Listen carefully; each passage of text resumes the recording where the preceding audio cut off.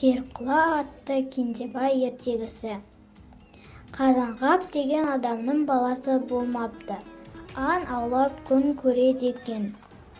Бірде әйелі бала туып Кендебай деп ат қояды.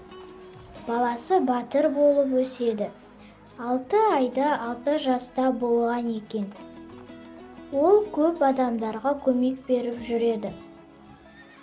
Атының түсі Керқұла екен. Содан Керқұла атты Кендебай деп атап кетіпті. Бір күні ол бір қойшы баланы көреді. Бала не болғанын айтып, Кендебай оған көмектеспек болады. Содан ол біраз күн жүріп ханға барады. Хан баланы ата-анасын қамауда ұстап отырған екен. Содан хан оған шарт қояды.